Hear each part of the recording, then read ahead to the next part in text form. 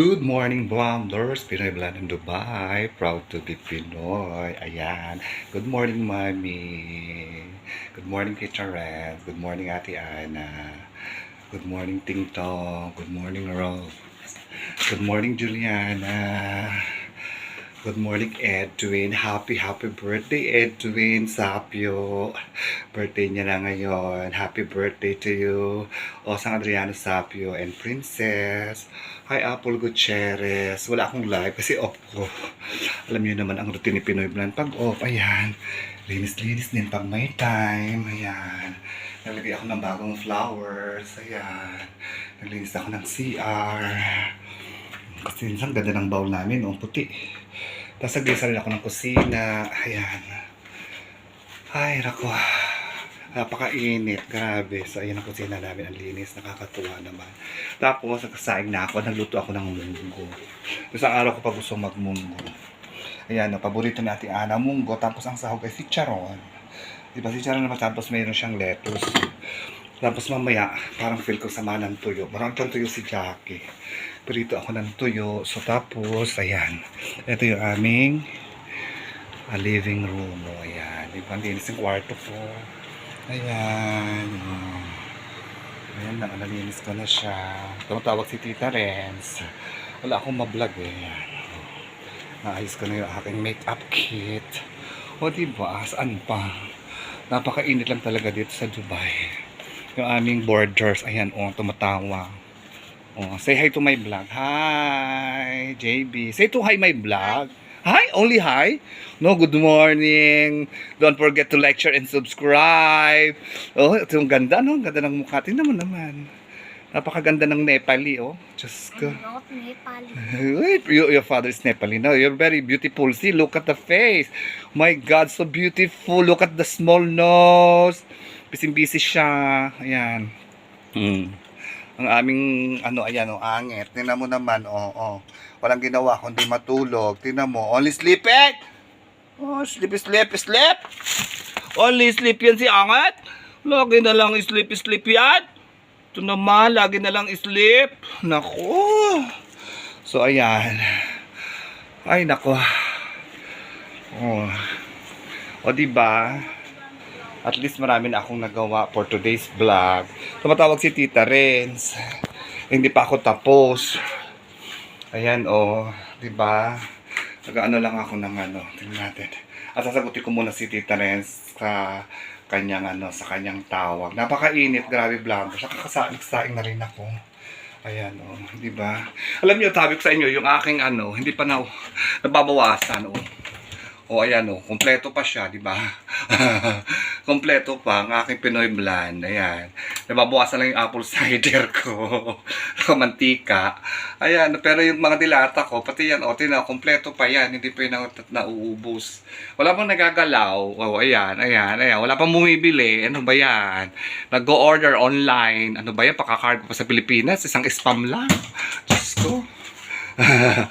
Pag ipapakargo ko na lang yan. Yung mga spam na ipapakargo ko na lang. Sige na, sasagutin ko muna si Tita Renz.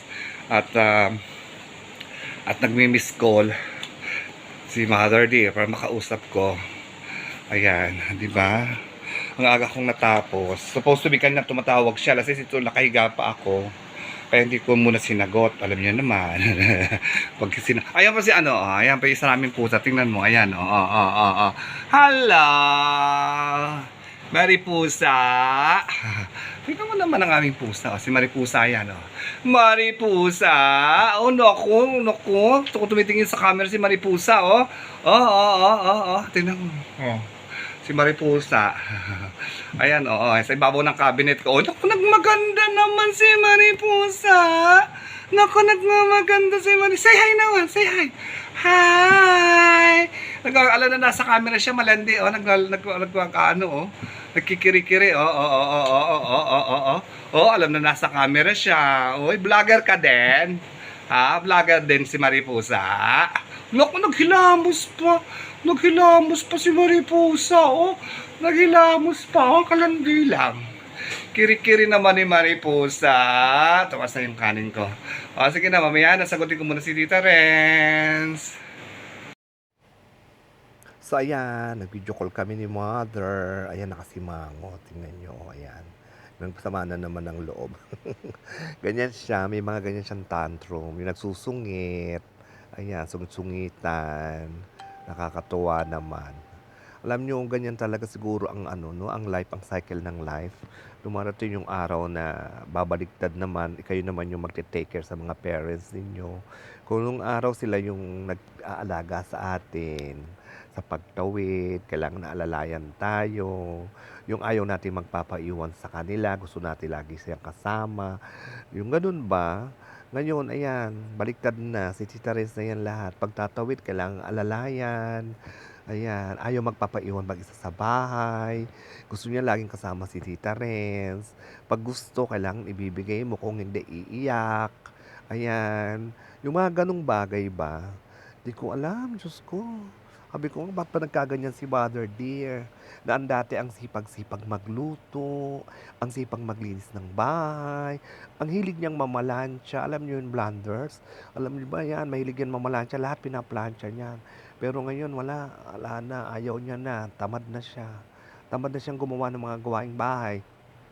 Hanggang sa pagluluto, hindi na rin pwedeng pabayaan sa pagluluto kasi nga, baka malimutan, makasunog, baka masunog pa yung bahay. Ayun. Mag-ano lang siya, tinuturuan siya ni Tita Renz. Halimbawa, pag magluluto si Tita Renz, ayan, inaano siya, tinuturuan. Tuturuan mo siya ulit ng mga bagay-bagay na maginagawa niya nung araw, hindi niya na magawa ngayon. Oo. Ang thank you Lord na lang kasi wala siyang sakit, kasi wala siyang maintenance sa mga high blood, sa mga sugar. Ang problema lang talaga sa kanya ay yung kanyang pag-iisip. Masyado para na siyang bata, blunders, grabe, ganyan ba? Lagi may ano siya, moody siya, minsan magtataray, minsan na iiyak. Ayan, tuwing umaga, dalawa sila ni Tita Riz nag-aaway kasi ayaw niyang maliligo, malamig daw. Kasi iyak siya, ayun. Tapos pag naman nakapaliguan na siya, okay na siya, gano'n. Alam niyo yung kulit niya, ay naku, Diyos ko po, napakakulit, grabe. Sa gabi bago matulog, nasa Pilipinas ako. Diyos ko, kung anong kutkot ng kutkot, ayaw matulog. Yung gano'n, ay magbibihis, ayan. Diyos ko, talaga namang ibang-iba na talaga, ganyan talaga siguro pagka ano, pag umiidad na talaga. Pero may napapanood naman ako sa TikTok ng 100, yun nga si Lola 106 na, pero talagang ano pa yung isip niya, sabi nga niya, tinanong nga siya kung anong sikreto niya, sabi niya happy life lang daw. Mm. Pero nakakatawa yun si Mami, time siya na okay. Ayan, tingnan niyo, nakita niyo, nagsusungit na naman. Ayan, tingnan niyo, nagtataray. Susugitan naman si Tita Renz. Ayan, yung kwintas niya kasi, nakita yung kwintas ni Tita Renz na suot, hinahanap yung kwintas niya. Sabi ni Tita Renz, sa bag mo. Ayun, tapos ayaw ibigay yung bag. Yung salamin niya, tinanggal sa lalagyan, ayun, ilagay sa bag, masisira. Ay, naku, Diyos ko. Ang mahal pa naman ng salamin ni Mother Dear. So, ayan, tingnan nyo. Ayan, nagbe-video chat kami dyan. At nagagalit yan sa akin dahil kinukunan ko daw siya ng video. Bakit ko siya kinukunan ng video? Tinatarayan ako. Ay, naku, Mother. Diyos ko, ano ba yan? Minsan nagayayang umuwi na yan kahit nasa trabaho sila. Pero ayaw naman niya may iwan sa bahay mag-isa. Ayun. Ayun nga niyang may iwanan siya. Gusto niya lagi siyang kasama ni Tita Renz. Kaya sinasama. Kasi nga, mahirap maiwan isa sa bahay. Baka mamaya kung anong gawin, magluto, mahirap na, o lumabas, hindi na makabalik. Kasi nga, nalilimutan na niya lahat. Ang dami niya nang nalilimutan. Pero sa bag namin na yan, tinawag niya sa akin, ako daw yung kuya, ako daw si kuya, ako daw yung anak niya. Kaya nagulat ako, tawa ako ng tawa. Galit sa akin at tatawanan ko siya. Ayan, sabi niya, ba't ako tawa ng tawa, para daw ako lukaret, sabi niya. Tapos kinukunan ko pa daw siya ng video, tapos isalagay ko daw sa vlog. Sabi niya, tapos ayan, nagagalit. Pinapagalitan ako dyan, blooders. Grabe. Galit sa akin. Ayan, tingnan nyo. Ayan, may iiyak na naman. Ganyan siya. May mga ano siya na, ewan, di ko alam. Diyos ko. Si Tita Riz lang talaga ang nakakasundo niya at si Tita Riz lang talaga nakakaintindi halos sa kanya ng kanyang mga, yung bago niyang attitude ngayon. Grabe. Ate Ana, tingnan mo si Mami. Grabe, naka-emote. Tingnan mo, emote na emote, oh, tingnan mo. Diyos ko, si Ate Ana rin, siya nag-alaga kay Tita Tuding. Oo, kaya sabi nga niya naiintindihan daw niya si Mami. Si Ate Bina rin, siya rin nag-alaga kay Tita Pe. So, naiintindihan nila yung sitwasyon ni Mami. Kaya lang magkakaiba sila ng sitwasyon. Mm. Oo, ewan ko si Mami masyado ng moody. Alam niyo, Diyos ko. Ay, nako, sabi ko nga kay Tita, ikaw lang talaga Tita Rizal ang makakatiyaga na mag-alaga kay Mother dear. Mm. Dinadaan na lang niya minsan sa tawa, sa biro. Eh, hindi ko alam, tapos si Mami ngayon iba na talaga. May mga words pa siya na mga hindi mga dati niyang sinasabi, nasasabi na niya ngayon. May mga bagay na ano na hindi mo alam na nasasabihin niya o gagawin niya. Ay, nako. Hindi ko maintindihan. Sabi nga nila siguro daw nung araw mataray itong si Mami. Ang taray-taray daw. Kaya ngayon nagtataray na naman. Sa bagay nung araw matapang to eh. Matapang to nung araw. Si Mami hindi mo pwedeng anuhin nung araw. Talagang matapang lumalaban yan. Hindi po pwede mong basta underestimate yan. Meron yan balisong eh dati. Ayun, siguro yun yung mga katarayan niya nung araw, bumabalik na naman ngayon, bumabalik lang ulit. Kaya hindi natin mayaalis sa kanya yan. Kasi nga, bumalik yung mga dati niya ugali kasi ganyan kasi yung dementia eh. Yung nung araw, bumabalik yung mga nung araw na ugali. Ayun. Ay, nako, Diyos ko Lord. Sabi ko nga, paano ng Tita Riz, pag nag-for good ako, kung mo, ayan, naiirita, o tingnan mo. Pero problema niya, kulubot na raw yung mukha niya, ang payat-payat daw niya. Yan ang mga problema niya. Pero ang lakas din naman kumain, nakakakain, nagagalit yan sa akin. Pinapagalitan ako. Ay, naku, mother. Oh, ayan. Kilala lang niya si June. Si June lang ng si June. Sino ako? Si June daw. Ako daw si June. Oy, June. Ayan si Mami, ikaw lang kakilala si June. Ayan. Pupunta raw sila mamaya kala Edwin. Kasi nga birthday ni Edwin ngayon. Dadalawin daw nila. So, ayan. Ay, nako. Ayan o, inaaway na naman si Tita Riz. Ay, nako, Diyos ko Lord. Hindi ko alam kung paano na. Owa naman yung bunso namin. Ay, nako, huwag ka mag-alala Tita Riz. 1 year and a half na lang at ako'y for good na. Ay, nako. Alagaan natin si Mother. Pagtyagaan natin alagaan. Tingnan nyo, nagtataray na naman. Ang taray. Oh. Tingnan nyo, tinataray si Tita Riz. Tataray. Pero mamaya, ano na yan, mag-change na yan ng mood. Papa-smile na yan. Tingnan nyo itsura, o diba? Galit na galit. Lagi na lang simangot, lagi na lang lungkot-lungkutan. Diyos ko, Mother. Wala ka nang iniisip. Diyos ko. Wala ka naman dapat no problema. Dapat happy life lang, di ba? Kaya lang talaga siguro talaga ang umiidad na. Ay nako, Diyos ko. O, tinan mo, galit na galit, oh. Sabi niya pa nga dyan sa akin, susuntukin daw niya ako. Kasi daw binibidyo ko, susuntukin kita dyan eh. Para binibidyo mo ako eh, sabi. Ayan. Hindi ko na lang inano yung sounds kasi maingay. Kaya tinanggal ko na yung sounds. Ayan o, tingnan niyo. Si Tita Riz. Ay nako. Stress kay Mother. Parang may alagang baby. Minsan mas maganda pang alagaan si Axel kahit makulit. Tsaka si Saysay eh. At least bata, di ba? Ay nako. Ayan. Sige na, mamaya na ulit. Hindi ko alam kung idudugtong ko rin yung TikTok ko o i-separate ko kasi mahaba na pala to, 22 minutes na rin to. So, ayan, dito na lang ako magte-thank you for watching. Tapos, i-separate ko na lang yung TikTok para hindi naman kayo masyadong maboard sa vlog ko, ha? So, ayan, dito na ako magte-thank you for watching. Ayan, teka, intayin ko pa, medyo mahaba-haba pa eh. Oh, mahaba-haba pa tong namin ni Tita Riz eh. So, ayan. Ay, nako. Ay. Ayan. Alam mo si Tita Riz na talaga nakakaintindi kay Mami. Naiintindihan niya si Mother. Sabi nga niya, ang katulong daw niya ay ang Holy Spirit sa pag-aalaga kay Mother. Kasi kailangan talagang malawak ang pangunawa mo. Hindi mo pwedeng, hindi mo naman pwedeng pagalitan at iiyak. Oo. Yun, minsan sabi ko, "Ate Rose, pagsabihan na lang." Minsan pinagsasabihan naman niya, pero dinadaan nga lang niya sa biro. Ang hirap 'no, ang hirap din talaga ng ano, ay naku, talagang ang buhay talaga ay parang gulong umiikot din. Talaga namang tayong mga anak ang dapat makaintindi ngayon sa ating mga magulang. Dati tayo ang iniintindi nila, so ngayon tayo naman ang iintindi sa kanila, yung mga sakripisyo nila nung araw sa atin. So ayan, pero mas maraming sakripisyo ang aking sister Florence Adriano. Talagang iba talaga si Tita Ren, talagang mga bunso ang nag-alaga. Hindi sa bagay. Oh, si Ate Bina pala, bunso din. Oo. Tapos si Ate Ana, bunso rin sa kapatid. Sa dalawa lang naman sila ni Ate Ami. So si Ate Ana nag-alaga kay Tita Pe. Ay, kay Tita Tuding. Si Ate Bina nag-alaga kay Tita Pe. Mga bunso. Ayan. Kaya si Julia at saka si Princess. Kayo mag-aalaga kay mama niyo at papa niyo. Julia, naka-ready ka na ba? Oy, Princess, ready ka na ba? Ah, ay nako, Diyos ko.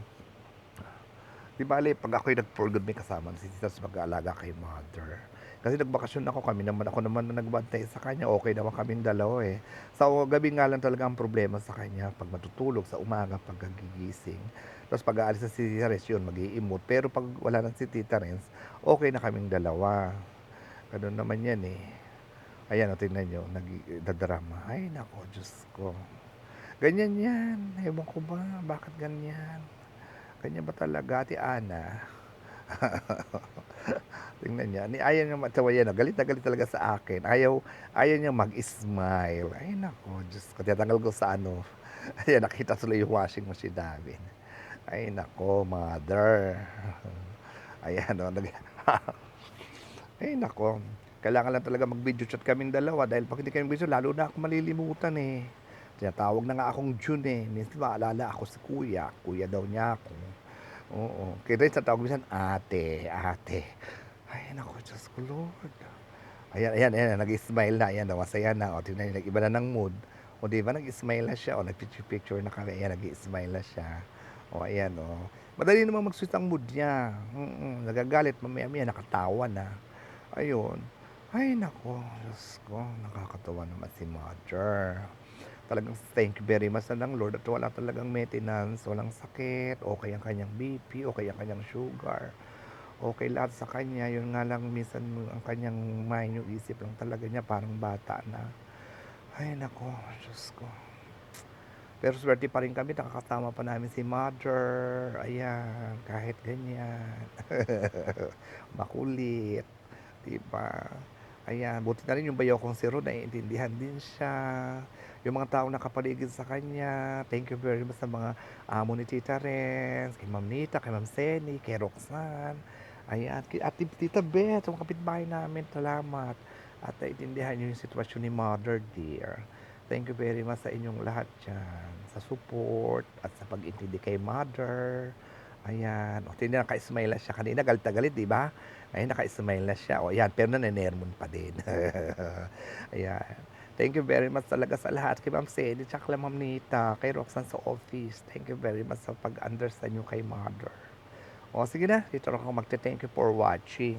Kasi idudugtong ko na lang uli yung ano, yung gagawa ko na lang yung TikTok ko ng ano, ng isang vlog So, para ano. ayan, tapos na. O sige Kapag-video na. chat na kami ni Thank you for Mami. watching. Please don't Basta forget to kakain like, na ako share, and ng subscribe. lunch. Pinoy Vlog Hi, in Dubai. Mami. Proud to be Nag-vlog tuloy Pinoy. ako. Eat Dito well lang and ako live sa well. bahay. God bless you. I Kasi miss you, mainit. Mami.